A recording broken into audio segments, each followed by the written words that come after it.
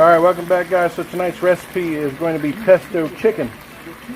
So pesto chicken is super easy. Let me just grab this little jar. It comes with these pre-made sauces.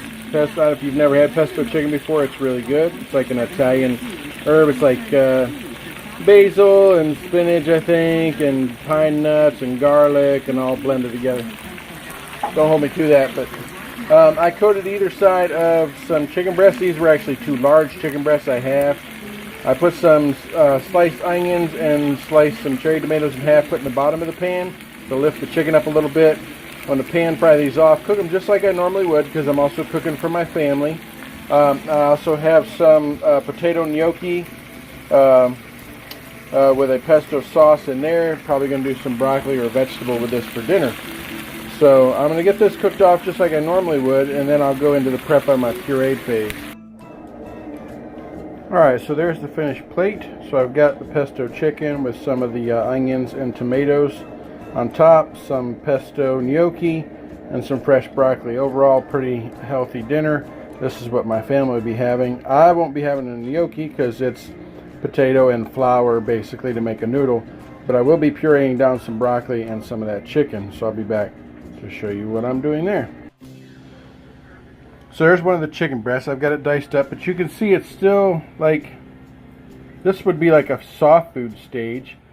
It's pretty tender, but I still have to break it down a little bit more so that I can get a good consistency in the pureed phase.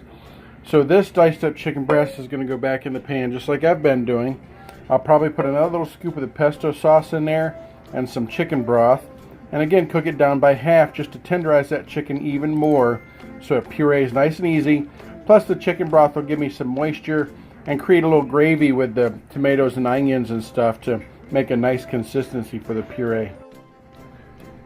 Okay, so again, diced up, going in the pot.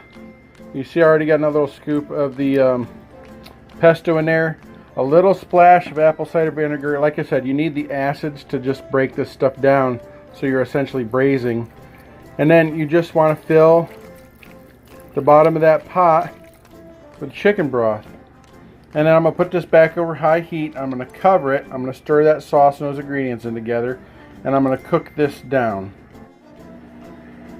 Okay, so that's the chicken. It's a lot more tender. I mean, I can squish it. I'll show you, but I don't put my fingers in there.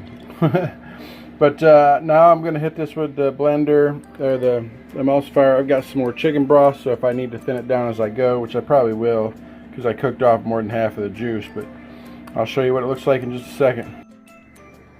Alright, so welcome back. So there is the pureed pesto chicken, and I got some pureed broccoli. That'll be my dinner. And that one chicken breast that I cut in half, it'll be enough for 2 meals. So I've got my dinner tonight and my lunch for tomorrow. So again, these are half-cup little containers. They are perfect for taking out that servings that you can handle. So I'll probably be able to get that, and maybe most of that, about half of that down, will be my dinner. And then I'll be stuffed. So there you go, folks. Another recipe down.